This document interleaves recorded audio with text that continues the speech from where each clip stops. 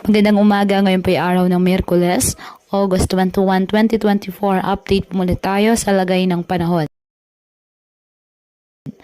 Sa kasalukuyan, isang low pressure area ang minomonitor sa loob ng Philippine Area of Responsibility ayon sa Pag-asa. Ang nasabing LPA ay sa ngayon walang direktang epekto sa lagay ng ating panahon, di at mababa naman ang tsansa na maging bagyo in the next 24 hours. Southwest monsoon ang nakaka-apekto sa extreme northern Luzon.